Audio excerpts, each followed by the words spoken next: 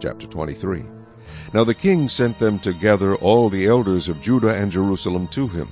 The king went up to the house of the Lord with all the men of Judah, and with him all the inhabitants of Jerusalem, the priests and the prophets, and all the people, both small and great. And he read in their hearing all the words of the book of the covenant, which had been found in the house of the Lord. Then the king stood by a pillar, and made a covenant before the Lord, to follow the Lord, and to keep his commandments, and his testimonies, and his statutes, with all his heart and all his soul, to perform the words of this covenant that were written in this book. And all the people took a stand for the covenant. And the king commanded Hilkiah the high priest, the priest of the second order, and the doorkeepers, to bring out of the temple of the Lord all the articles that were made for Baal, for Asherah, and for all the host of heaven, and he burned them outside Jerusalem in the fields of Kidron, and carried their ashes to Bethel. Then he removed the idolatrous priests, whom the kings of Judah had ordained to burn incense on the high places in the cities of Judah, and in the places all around Jerusalem, and those who burned incense to Baal, to the sun, to the moon, to the constellations, and to all the host of heaven. And he brought out the wooden image from the house of the Lord to the brook Kidron outside Jerusalem, burned it at the brook Kidron, and ground it to ashes, and threw its ashes on the graves of the common people. Then he tore down the ritual booths of the perverted persons that were in the house of the Lord, where the women wove hangings for the wooden image. And he brought all the priests from the cities of Judah, and defiled the high places where the priests had burned incense, from Geba to Beersheba. Also he broke down the high places at the gates which were at the entrance of the gate of Joshua, the governor of the city, which were to the left of the city gate.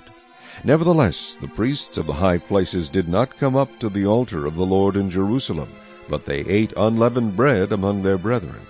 And he defiled Topheth, which is in the valley of the son of Hinnom, that no man might make his son or his daughter pass through the fire to Molech. Then he removed the horses that the kings of Judah had dedicated to the sun, at the entrance to the house of the Lord, by the chamber of Nathan-Melech, the officer who was in the court, and he burned the chariots of the sun with fire. The altars that were on the roof, the upper chamber of Ahaz, which the kings of Judah had made, and the altars which Manasseh had made in the two courts of the house of the Lord, the king broke down and pulverized there, and threw their dust into the brook Kidron.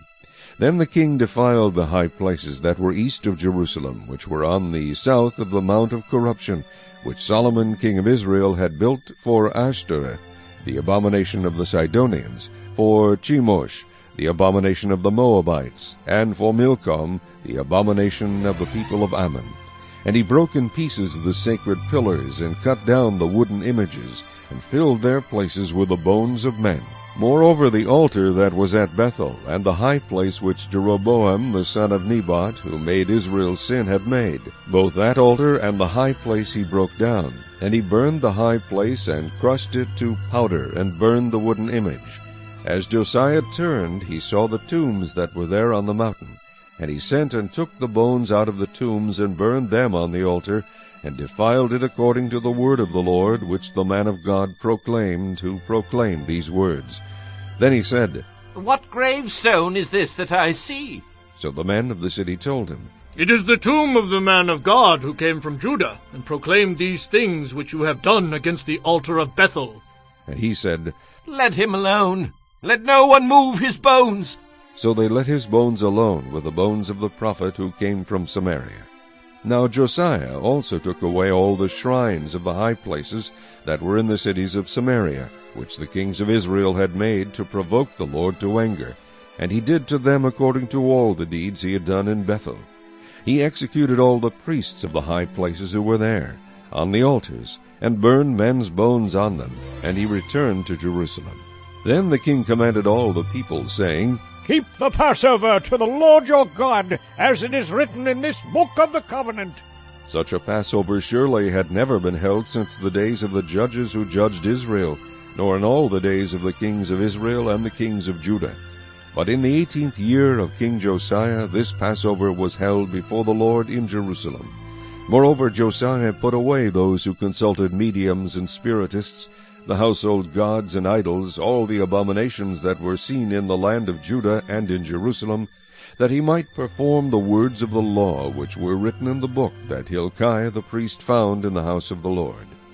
Now before him there was no king like him, who turned to the Lord with all his heart, with all his soul, and with all his might, according to all the law of Moses, nor after him did any arise like him. Nevertheless the Lord did not turn from the fierceness of his great wrath, with which his anger was aroused against Judah, because of all the provocations with which Manasseh had provoked him. And the Lord said, I will also remove Judah from my sight, as I have removed Israel, and will cast off this city Jerusalem which I have chosen, and the house of which I said, My name shall be there. Now the rest of the acts of Josiah, and all that he did, are they not written in the book of the Chronicles of the kings of Judah? In his days Pharaoh Necho, king of Egypt, went to the aid of the king of Assyria, to the river Euphrates, and King Josiah went against him. And Pharaoh Necho killed him at Megiddo, when he confronted him.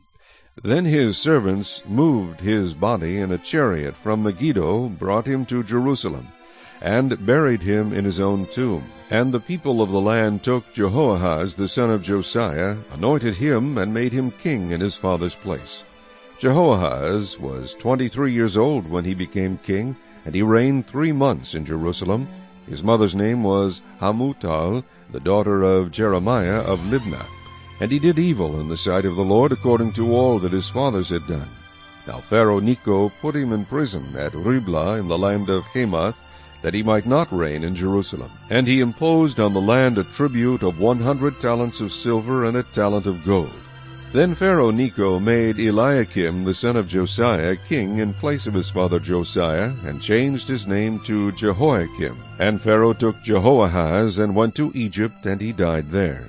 So Jehoiakim gave the silver and gold to Pharaoh, but he taxed the land to give money according to the command of Pharaoh. He exacted the silver and gold from the people of the land, from every one according to his assessment, to give it to Pharaoh Necho. Jehoiakim was 25 years old when he became king, and he reigned 11 years in Jerusalem. His mother's name was Zebudah, the daughter of Pedaiah of Rumah. And he did evil in the sight of the Lord, according to all that his fathers had done.